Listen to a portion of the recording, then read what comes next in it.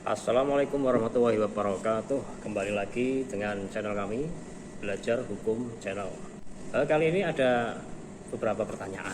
Salah satunya ada pertanyaan yang isinya, kenapa pengacara masih saja membela tersangka, padahal kan sudah jelas-jelas dia seorang kriminal, mungkin sudah mencuri atau mungkin memperkosa atau bahkan melakukan jual beli narkoba, kan sudah jelas. Nah, kenapa kok pengacara masih saja membela? Jadi banyak pertanyaan muncul ketika melihat seorang atau beberapa pengacara tetap membela seorang tersangka dalam sebuah kasus atau dalam sebuah sidang peradilan. Jadi tersangka ataupun terdakwa itu mempunyai hak untuk didampingi oleh penasihat hukum atau advokat pada setiap tingkat pemeriksaan, sebagaimana antara lain diatur dalam pasal 54 dan 55 Undang-Undang Nomor 8 Tahun 1981 tentang Hukum Acara Pidana. Pasal 54 yang berbunyi, guna kepentingan pembelaan, tersangka atau terdakwa berhak mendapatkan bantuan hukum dari seorang atau lebih penasihat hukum selama dalam waktu dan pada setiap tingkat pemeriksaan menurut tata cara yang telah ditentukan dalam undang-undang. Kemudian dari pasal 55, untuk mendapatkan penasihat hukum tersebut, dalam pasal 54, tersangka atau terdakwa berhak memilih sendiri penasihat hukumnya. Seperti itu. Kemudian perlu dipahami bahwa dalam hukum acara pidana dikenal asas praduga tak bersalah. Apa itu? Yaitu setiap orang yang disangka, ditangkap, ditahan, dituntut atau dihadapkan di depan pengadilan wajib dianggap tidak bersalah sebelum ada putusan pengadilan yang menyatakan kesalahannya yang telah memperoleh kekuatan hukum tetap.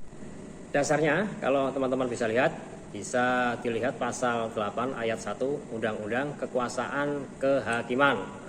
Di situ dijelaskan bahwasanya setiap orang yang disangka, ditangkap, ditahan, dituntut atau dihadapkan di depan pengadilan wajib tidak bersalah. Wajib tidak bersalah sebelum ada putusan pengadilan yang menyatakan kesalahannya dan telah memperoleh kekuatan hukum tetap. Jadi intinya sebelum ada putusan dari pengadilan berkekuatan hukum tetap yang menyatakan kesalahannya, seorang tersangka atau terdakwa wajib dianggap tidak bersalah. Jadi maksud advokat atau pengacara membela tersangka atau terdakwa yang telah nyata-nyata bersalah adalah bukan semata-mata agar klien itu dibebaskan dari semua tuntutan, tetapi advokat atau pengacara menjadi penasehat atau pendamping tersangka ataupun terdakwa di muka pengadilan dan melindungi hak-hak yang dimiliki dari tersangka atau terdakwa agar tidak dilanggar. Jadi seperti itu, bukan semata-mata membela yang salah, membela seorang bandar judi, bandar narkoba, seorang pembunuh, seorang pemerkosa, seorang pencuri dan lain sebagainya, itu bukan. Tapi juga sudah merupakan tugas ataupun kode etik daripada pengacara itu sendiri, yang mana hal itu sudah tertuang dalam pasal 54, 55, 57 ayat 1 KUHP dan pasal 1 angka 1 Undang-Undang Advokat Junto pasal 3 huruf C Kode Etik Advokat. Yang intinya di situ menjelaskan bahwasanya advokat atau pengacara adalah orang yang berprofesi memberi jasa hukum baik di dalam maupun di luar pengadilan yang memenuhi persyaratan berdasarkan ketentuan undang-undang. Kemudian muncul pertanyaan lagi, nah, bagaimana nasib tersangka atau terdakwa yang kurang mampu atau tidak bisa membayar jasa pengacara? Apakah tetap bisa memakai atau didampingi oleh kuasa hukum? Jawabannya tentu bisa. Nah, di sini negara hadir. Negara yang akan menanggung semua biaya pengacara untuk mendampingi tersangka atau terdakwa itu. Hal ini sudah diatur dalam Peraturan Mahkamah Agung Republik Indonesia Nomor 1 Tahun 2014. Tentang pedoman pemberian layanan hukum bagi masyarakat yang tidak mampu di pengadilan. Nah, hal itu juga berlaku tidak hanya untuk pidana, tapi juga untuk perkara perdata. Jadi bagi tersangka ataupun terdakwa yang tidak mampu untuk membayar pengacara, nggak usah khawatir, karena yang membayar jasa pengacara itu adalah negara.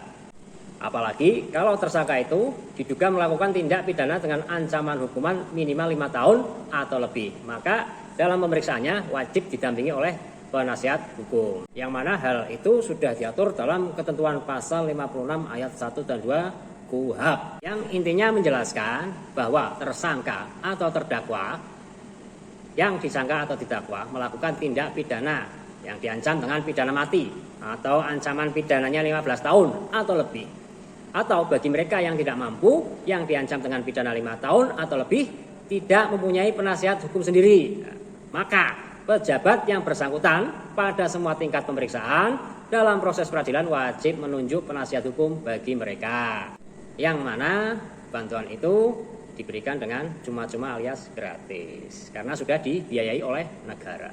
Jadi seperti itu teman-teman, kenapa advokat atau pengacara masih mendampingi tersangka atau terdakwa yang sudah telah nyata-nyata bersalah, semata-mata untuk melindungi hak-hak yang dimiliki tersangka atau terdakwa agar tidak dilanggar. Demikianlah teman-teman sedikit penjelasan dari kami. Manakala ada kesalahan mohon dikoreksi, bisa dituliskan di kolom komentar. Semoga bermanfaat. Terima kasih. Jangan lupa dukung channel ini agar terus berkembang dengan cara subscribe, like, share, dan komen. Assalamualaikum warahmatullahi wabarakatuh.